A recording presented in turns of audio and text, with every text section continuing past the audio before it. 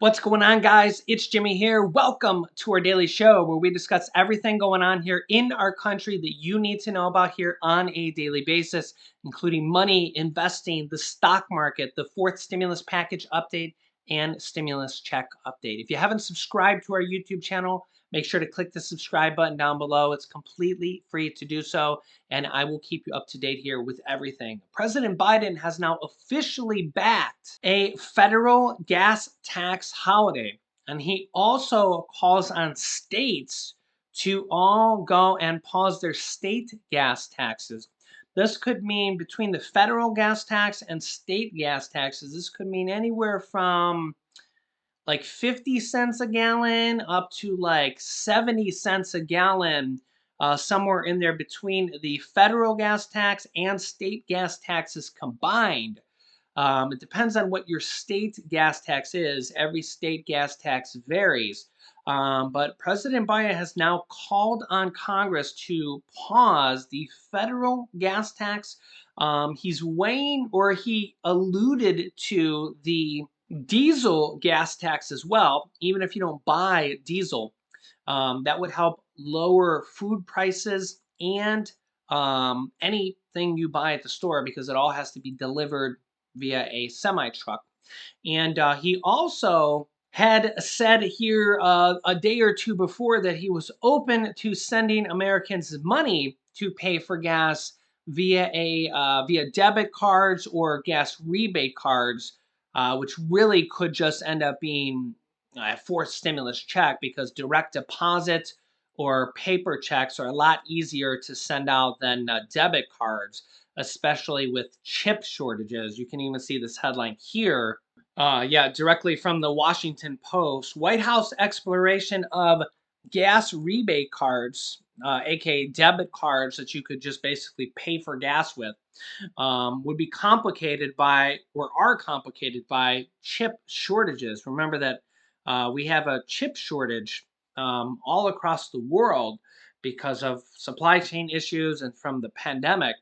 And plus, it costs money to produce millions and millions and tens, hundreds of millions of debit cards or credit cards, debit cards, pretty much the same thing.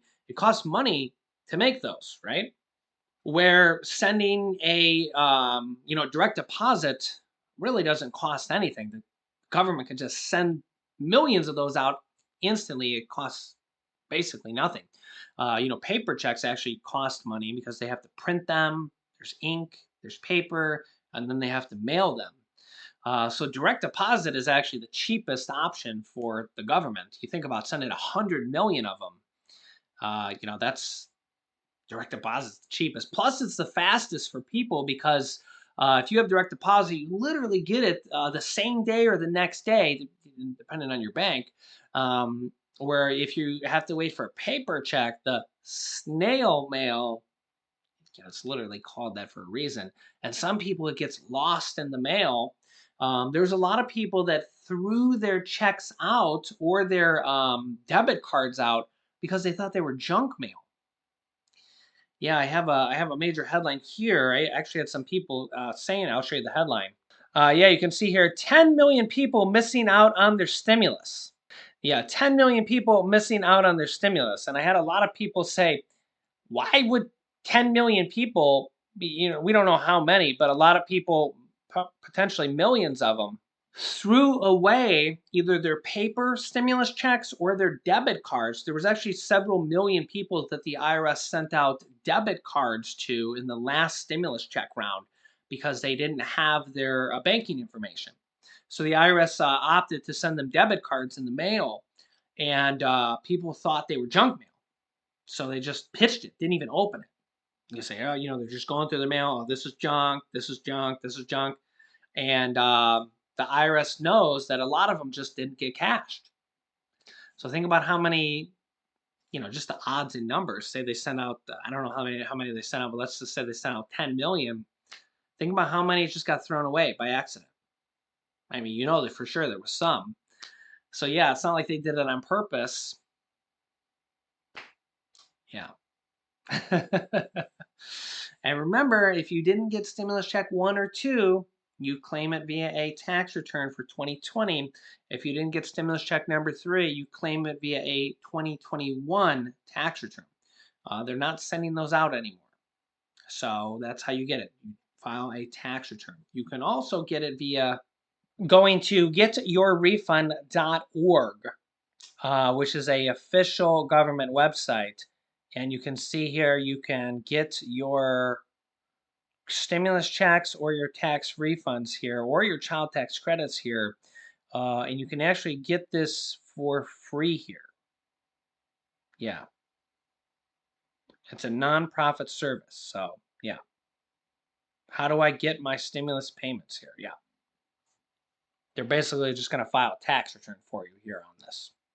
Yeah, and Senator Joe Manchin says that the EV tax credit bonus is gone from the Build Back Better spending bill. So what's interesting here is that they're still negotiating the Build Back Better stimulus package here in the background. Yeah, the proposal would have raised a consumer tax credit. Remember, a tax credit is just money back, or remember, a stimulus check is a tax credit. In this case, it's a tax credit if you buy an electric car. Manchin says that the EV electric vehicle tax credit bonus is now gone from the spending bill. Negotiations now, that doesn't mean it can't come back though, but these negotiations are part of enacting the Build Back Better plan. So this goes to show you they are still working on it. And they're trying to pass it before the election through the reconciliation process. And there could be inflation relief in there because, well, that's what's on everybody's mind right now, right? There could be rebate checks in there. There could be federal gas tax relief in there. Who knows what could be in there? Yeah, Joe Manchin says it's gone. The Build Back Better legislation last year that was passed last year in the House, but not in the Senate, would have increased the $7,500 tax credit to as much as $12,500 to ensure that electric vehicles are manufactured by workers in the USA with good jobs. But that plan came under fire from Joe Manchin. Well, I don't know. Maybe it has something to do with Senator Joe Manchin owns a coal mine? I don't know. Do you think that has something to do with why he doesn't want to give tax credit to electric vehicles? Because, well, he owns a coal mine and electric vehicles would be clean energy and not using coal? I don't know. Does that sound like a conflict of interest? Politics at its finest. I know, you literally can't make this stuff up. Manchin criticized the EV tax credit as ludicrous, complaining that it would subsidize a product for which there was a waiting list. I mean, yeah, maybe now because of the, supply chain issues, but basically every car manufacturer in the US is ramping up production on electric vehicles. And that hydrogen vehicles should be incentivized instead. But there's basically no hydrogen vehicles for sale in the US. So he wants to create a tax credit for hydrogen vehicles, which you can buy in the US. Yeah, that makes a lot of sense. So, and I mean, I get that not everybody can afford an electric vehicle and stuff, but I mean, it is the way that the future is moving. Okay. I mean, I don't own an electric vehicle. Okay, so it's not like I'm advocating for them or anything. But this is the way the car manufacturers are going. Gas prices are insanely high. Okay, people don't want to keep paying for gas. Okay, electricity is high too as well. But I digress. But why would you give a tax credit to hydrogen vehicles that you can't even buy in the U.S., let alone buy millions of them? I just sometimes I just literally can lose my mind here trying to figure out politicians, right? Next up, you can see here right from CNBC, how likely are stimulus checks to be used in the next recession, which some economists think we're already in. Economists weigh in. It says stimulus checks were used at a larger scale during the pandemic era recession, previous recession that we came out of, and now people think we're back in a new recession now because of inflation, and why Americans could see the payments again in the next downturn. Yeah, check this out. The stimulus checks sent out during the virus pandemic were wildly popular. Nearly 4 in 5 voters were in support of the direct payments to American families, and Democrats and Republicans alike rallied behind the policy, an increasingly rare sight in Washington. And they helped keep our economy from crashing like we had in the Great Depression at the end of the 20s and the 1930s, which we may have seen because we literally shut down our economy when the virus first came here because we had no idea what was going to happen. And remember, we actually had this underneath former President Donald Trump, who really uh, didn't even really like the idea of doing that, but we had no idea what. And remember, we're over 1 million deaths of the US from this virus. So, yeah, I mean, you got to think 1 million people just in the US alone, over 6 million people worldwide have died from this virus. Yeah, so I mean, it really has been very serious. And some people say, oh, this virus, it's not serious at all. And then we really kind of think 1 million people died from the virus. That's a million people just in the US alone. It's pretty serious. And really, the stimulus packages, the stimulus checks, the paycheck protection program, the unemployment bonuses, the SNAP raises, gosh, all these different things here.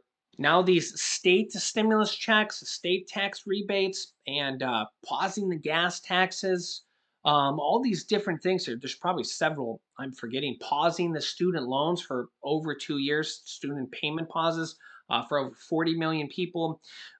There's really been a lot of different things that the government has done, and they dramatically lowered interest rates to almost zero on the Fed level, which made mortgage payment pauses on home loans, mortgage deference or deferral, that as well. A lot of people didn't have to pay their mortgages for like a year or more. So really, there was a lot of different things that helped out a lot of people during the pandemic, some of which are still going on: rent assistance, mortgage assistance, utility assistance, extra SNAP bonuses on a lot of states levels. They had the 25% permanent SNAP raise, which is now in there. And now there's going to be a new SNAP food assistance conference coming here in September. So that will be, I mean, it's almost July, so that's going to be happening sooner than before you know it. And I think they're going to raise benefits on that. I hope that they lower the qualifications for that as well and raise benefits so more people are eligible. And I hope the inflation have an inflation like thing built into it, and instead of basically a reverse, right now they basically have when social security benefits go up, cola goes up, cost of living adjustment goes up, you actually, some people lose their SNAP food stamp benefits.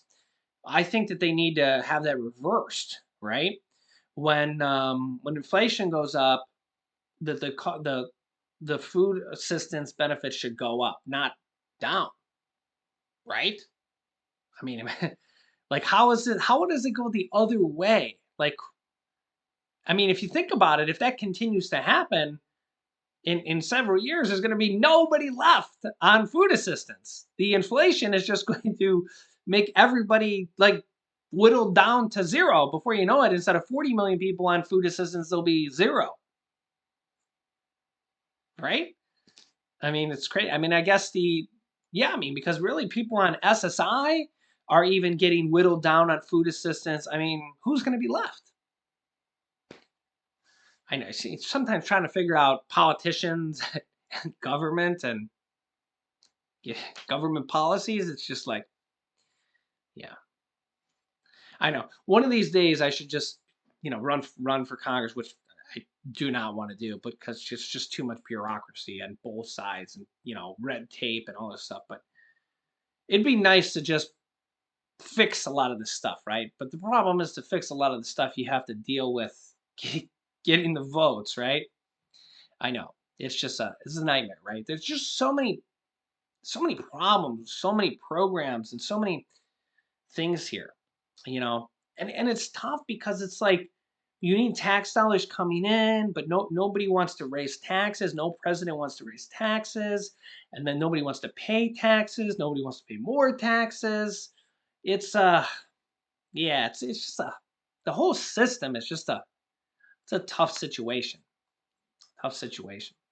Yeah, but these stimulus checks, the popularity of the payments and the findings that they reduced poverty while they were going out and promoted spending, which helped the economy from collapsing, means that they're likely to become a tool pulled out by the government in the next recession, which may be coming soon or may already be here, experts say.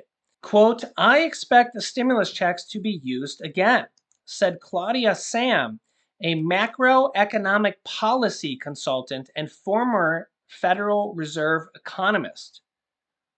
She says, quote, they worked. They just worked. They basically prevented our economy from collapsing when we shut down for the virus and the pandemic. In economic downturns, the US government has a number of levers it can pull to keep family spending and shielded from the most dire situation, which is what the country had when we first closed down and when we tried to recover from it. Continued spending is key because if people's buying slows or dries up, companies respond to lowering profits by laying off even more workers, which only deepens and prolongs the hard times. And think about how many small businesses already went out of business.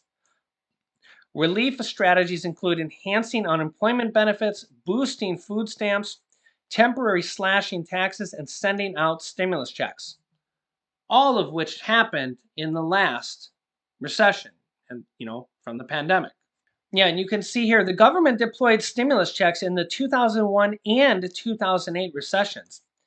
But the pandemic, this one, prompted payments on an unprecedented scale, Sam said.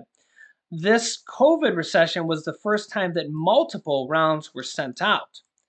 And you can see here, now that they have realized that these are both popular and tools that work for our economy, this is something that is going to stay.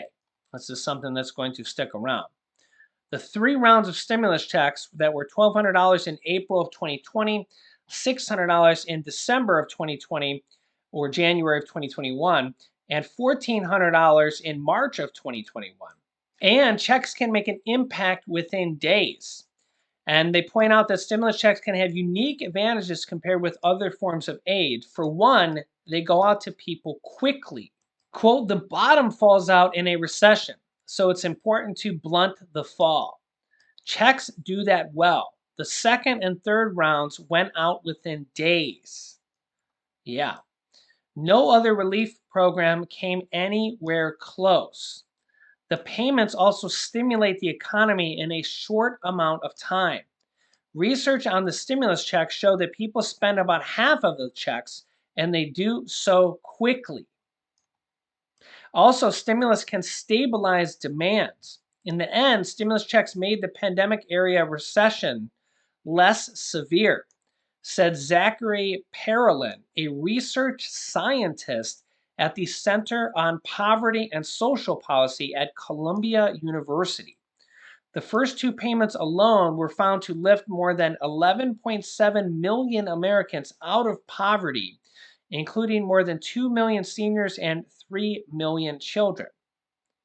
So, you think about, that first payment, $1,200, if you're a mom and a dad or a grandma and grandpa, that's $2,400. That's a significant amount. If you had children, let's say if you're a family of, the average family is 2.2 children. So if you're mom and dad and 2 children, children got 600 and 600 there from that first round. So you would have got $2,400 from the 2 adults and another 600, so that's another $1,200. That's $3,600 that a family of 2 adults and 2 children got from that first round. $3,600 is nothing to sneeze at. Nothing to sneeze at. And from the third round of stimulus checks underneath Biden, that was 1,400 and 1,400. And remember, the children got 1,400 and 1,400. So that was actually 4 checks of 1,400. So let me see here. That's 2,800 and a 2,800. So that's what is that? $5,600.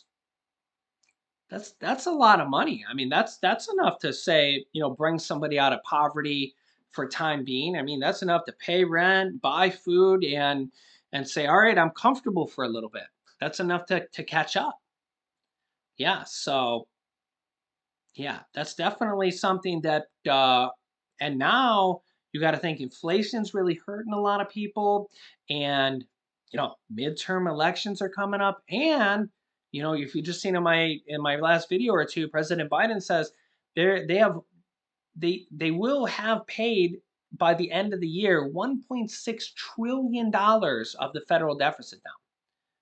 So the government has the money now to be able to do this. Remember, the last stimulus check only cost $400 billion. So that paying down the deficit, that's enough to pay for 4 stimulus checks, 4 rounds of it. So they could pay another stimulus check with ease, with ease. The money's there. And they wouldn't even have to, it would be fully paid for 4 times. They could just use that money with the money coming in. Yeah, so let me know your thoughts here in the comments. I will keep you up to date here. The good news is the money's coming in, so they could just say, hey, we're going to use this money that's coming in right now.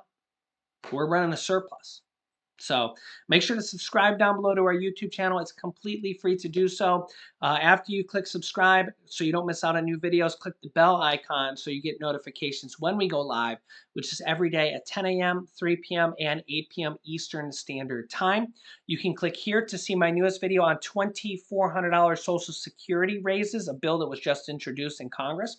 And you can click here to see my new video on the Ukraine situation. A very big news there, the Ukraine war. So click on one of those videos next. Thanks for watching, guys, and I'll see you in the next video.